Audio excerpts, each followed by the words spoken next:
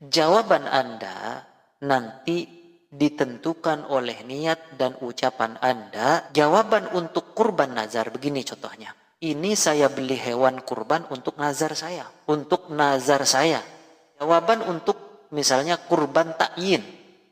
Ini saya beli hewan untuk kurban saya. Tapi dengan niat dalam hati sejak awal, ia telah mewajibkan atas dirinya untuk berkurban hewan yang ia beli itu, saudara. Bagaimana jawaban untuk kurban sunnah? Sama dengan kurban takyin itu tadi. Tapi bedanya bisa niatnya yang berbeda. Misalnya, kamu beli hewan ini untuk apa? Ini saya beli untuk kurban saya. Dengan niat dalam hati sejak awal ia memang tidak mewajibkan atas dirinya untuk berkurban hewan yang ia beli. Kecuali niat kurban sunnah. Dari awal niat sunnah, ya tetap sunnah. Bismillahirrahmanirrahim. Assalamualaikum warahmatullahi wabarakatuh. Saudara dimanapun Anda berada, rahimakumullah. Ini ada pertanyaan saudara kaitannya dengan hewan kurban ya. Bagaimana kita bisa membedakan antara kurban wajib dan kurban sunnah atau yang lainnya dalam niat dan ucapannya, saudara. Baik saudara, memang hukum asal kurban itu setidaknya ada 4 kategori hukum. Yang pertama ada sunnah muakkadah. Kemudian yang kedua ada wajib. Yang ketiga ada sunnah ain dan sunnah kifayah. Kemudian yang keempat saudara, dari sunnah berubah menjadi wajib. Kita mulai dari yang pertama, hukum kurban adalah sunnah muakkadah. Ini adalah pendapat jumhurul ulama, yaitu mazhab Malikiyah, Syafi'iyah dan Hanabilah. Berdasarkan hadis Rasulullah sallallahu alaihi wasallam, hadis riwayat Muslim, beliau bersabda, "Idza dakhala al-ashru wa arada ahadukum ayyudhhiya." Jadi kata beliau, bila telah masuk 10 hari bulan Zulhijjah dan seseorang ingin berkurban. Nah, jadi ada kata-kata ingin berkurban, saudara. Jadi sehingga ini menunjukkan hukumnya sunnah muakkadah. Karena ingin itu pilihan. Itu dasarnya. Kemudian yang kedua, ada hukum kurban adalah wajib. Yang berpendapat wajib adalah dari mazhab Abu Hanifah. Selain itu juga ada dari Rabi'ah al-Lais, saudara. Dan juga ada Imam Al-Auza'i. Dan juga ada Imam As-Sawri. Dan salah satu pendapat dari mazhab Maliki. Adapun dasar yang dijadikan dalil untuk mereka yang mewajibkan adalah ijtihad atas firman Allah Subhanahu wa taala surah Al-Kautsar ayat 2. Allah Subhanahu wa taala berfirman, "A'udzubillahi minasyaitonirrajim. Fashalli lirabbika wanhar." Maka dirikanlah salat karena Tuhanmu dan berkurbanlah.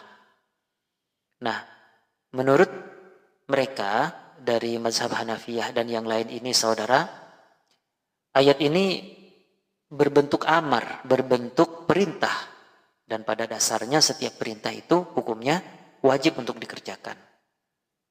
Selain itu berlandaskan kepada sabda baginda Nabi Muhammad sallallahu alaihi wasallam, kata beliau, "Man kana lahu sa'atun wa lam yudhi fala yaqrabanna musallana." Hadis ini melarang orang Islam yang tidak menyembelih udhiyah atau kurban untuk mendekati masjid atau tempat sholat. Nah, di sini dalam Al-Quran ada perintah dan dalam hadis seolah-olah ada ancaman, saudara, sehingga ini menunjukkan bahwa kurban itu wajib. Kemudian yang ketiga, saudara, hukumnya sunnah. Hukum kurban adalah sunnah ain namanya, saudara. Dan sunnah kifayah. Ada ulama yang menyebutkan seperti itu. Mazhab Asy-Syafi'iyah berpendapat bahwa syariat menyembelih hewan udhiyah itu, hewan kurban itu hukumnya sunnah ain. Artinya untuk tiap-tiap pribadi muslim sekali seumur hidup saudara. Dan juga sunnah kifayah untuk sebuah keluarga. Maksudnya bagaimana? Yang dimaksud dengan sunnah ain adalah ibadah ini bukan wajib hukumnya, tapi sunnah, namun berlaku untuk orang per orang, bukan untuk sunnah untuk bersama-sama, saudara. Perbandingannya seperti ibadah haji, di mana minimal sekali seumur hidup wajib mengerjakan haji. Nah, sedangkan yang dimaksud dengan sunnah kifayah, saudara, adalah disunnahkan bagi sebuah keluarga yang terdiri dari suami, istri, anak. Nah, setidaknya dalam satu rumah itu, dalam satu keluarga itu menyembelih seekor hewan untuk udhiyah, untuk berkurban, berupa kambing misalnya dan lain sebagainya. Karena ada dasar yang menunjukkan dari hadis Nabi Shallallahu Alaihi Wasallam, beliau bersabda, diceritakan dalam hadisnya, kunna wukufan ma'an Nabi Shallallahu Alaihi Wasallam, fasami'tuhu yaqul. Kata para sahabat, kami wukuf bersama Rasulullah Shallallahu Alaihi Wasallam dan aku mendengar beliau bersabda, ya ayuhan nasu, ala kulli ahli baitin fi kulli amin udhiyatun.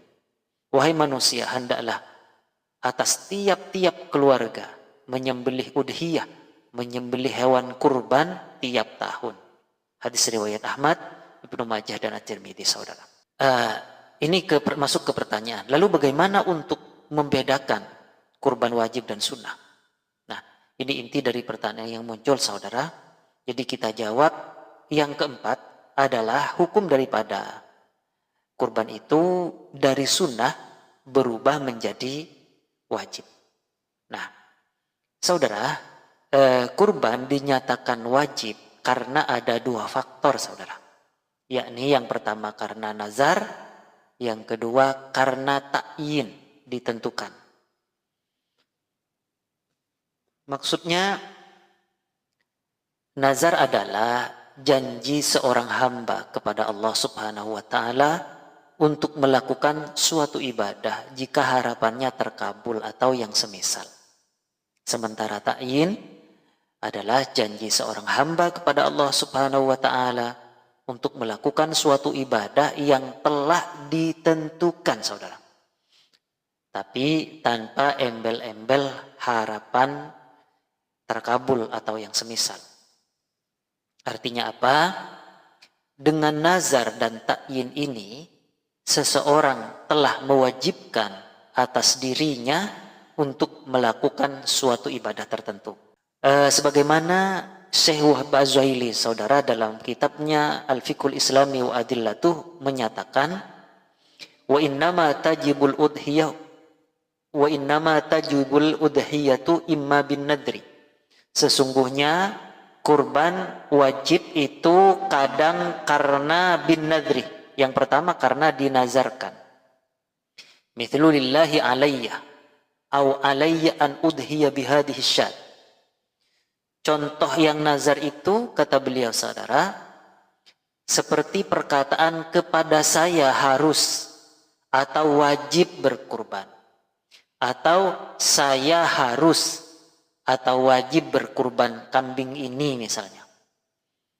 Itu adalah nazar namanya. Nah, di sini ada kata-kata lillahi alayya an udhiyah. Lillahi yang artinya demi Allah, saudara. Demi Allah saya harus, saya wajib berkurban. Nah, gitu.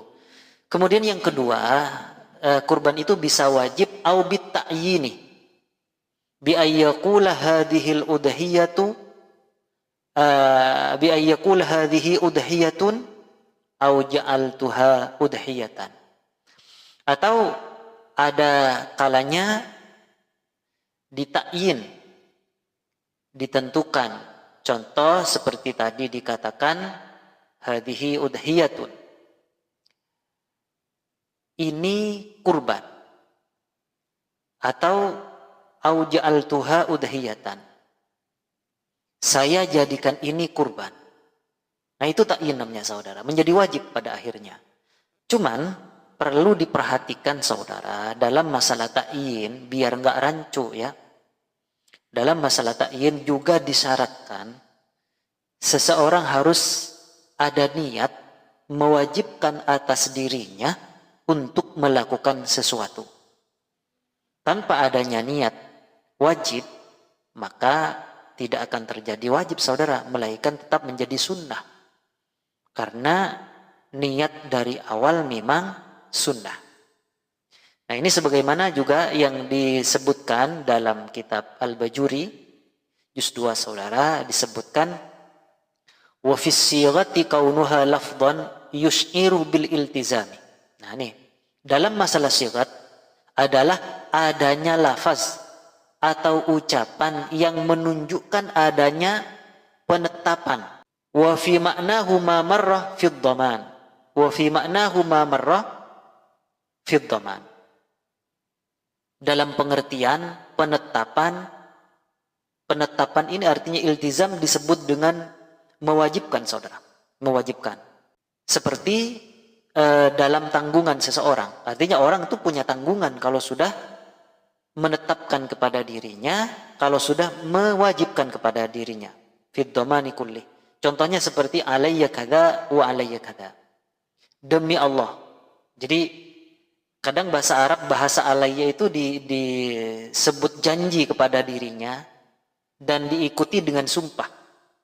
Disamakan dengan sumpah alayya kada, wajib, atau demi Allah wajib atas diriku perkara seperti ini. Wa alayya kada, dan wajib atas diriku perkara ini. Jadi jelas saudara, takyin itu menentukan itu adalah mewajibkan atas dirinya untuk melakukan sesuatu itu. Kenapa? Dilanjutkan dalam kitab Al-Bajuri ini saudara, fala tasihhu bin niyati kasairil uqud. Maka sighat atau ucapan itu tidak sah hanya sekedar niat tanpa ucapan. Kasairil uqudi, sebagaimana juga tidak sah semua akad hanya dengan niat tanpa ucapan. Ucapan tanpa niat juga nggak bisa, nggak sah. Kemudian wala bima la yus'iru bil iltizam ka'af'alu kada. Juga tidak sah sighat atau ucapan yang tidak menunjukkan penetapan atau tidak menunjukkan mewajibkan. Ya tentunya yang bisa ini menentukan atau tidak di dalam hati saudara, niat maksudnya. Seperti ucapan ka'af'alu kada, saya melakukan seperti ini. Artinya saya harus, saya wajib melakukan seperti ini saudara. Nah selanjutnya saudara, kaitannya dengan misalnya orang membeli hewan kurban di pasar lalu ditanya oleh seseorang di jalan misalnya, hewan ini Anda beli untuk apa? Misalnya ada orang nanya itu di jalan. Lalu bagaimana cara untuk menjawab pertanyaan orang tersebut saudara? Nah, jawaban Anda nanti ditentukan oleh niat dan ucapan Anda sehingga bisa menjadi kurban nazar, menjadi kurban takyin atau sunnah. Tergantung jawaban Anda, tergantung niat dan ucapan Anda. Sebagaimana tadi dijelaskan dalam kitab Al-Fiqhul Islami wa Adillatu dan kitab Al-Bajuri. Misalnya, jawaban untuk kurban nazar begini contohnya. Kalau ada tadi orang bertanya, ini Anda membeli hewan ini untuk apa? Nah, jawaban untuk kurban nazar, ini saya beli hewan kurban untuk nazar saya, untuk nazar saya. Itu sudah menjadi kurban nazar.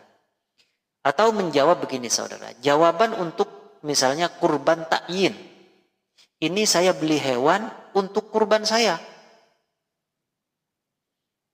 Tapi dengan niat dalam hati sejak awal, ia telah mewajibkan atas dirinya untuk berkurban hewan yang ia beli itu saudara. Jadi dia menjawab, ini saya beli hewan untuk kurban saya, disertai dengan niat dalam hati sejak awal, ia telah mewajibkan atas dirinya untuk berkurban hewan yang ia beli itu atau hewan yang ia tentukan. Sementara bagaimana jawaban untuk kurban sunnah? Sama dengan kurban takyin itu tadi, tapi bedanya bisa niatnya yang berbeda. Misalnya, kamu beli hewan ini untuk apa? Ini saya beli untuk kurban saya. Dengan niat dalam hati sejak awal ia memang tidak mewajibkan atas dirinya untuk berkurban hewan yang ia beli, kecuali niat kurban sunnah. Dari awal niat sunnah, ia tetap sunnah. Itu saudara. Sementara juga dalam kitab Sulaiman Kurdi juz 2, Al-Imam Al-Allamah As-Sayyid Umar bin Basri berkata dalam komentar atas kitab Tuhfatul Muhtaj, beliau berkata, yambaghi ayyakuna mahalluhu malam yaqsid al-akhbar, atau malam yaqsid al-akhbaru. Beliau berkata, letak status nazar itu ialah selagi tidak bermaksud memberi kabar. Artinya orang yang sekedar menjawab pertanyaan seseorang di jalan tentang hewan yang ia beli, maka tidak disebut nazar, tidak disebut wajib. Sebaliknya bisa wajib bila Anda niat dalam hati dan ucapan Anda bahwa hewan yang Anda beli benar-benar diwajibkan atas diri Anda untuk dijadikan kurban, maka jadi wajib. Nah, semuanya kembali kepada innamal a'malu binniyat, saudara. Sesungguhnya segala perbuatan tergantung kepada niat kita, tergantung kepada janji kita kepada Allah Subhanahu wa taala. Tergantung kepada komitmen kita kepada Allah Subhanahu wa taala. Apakah kita sudah berkomitmen nazar, berkomitmen takyin, atau berkomitmen sunnah kepada Allah Subhanahu wa taala. Saya kira demikian. Kurang lebihnya mohon maaf. Wallahu ta'ala alam. Assalamualaikum warahmatullahi wabarakatuh.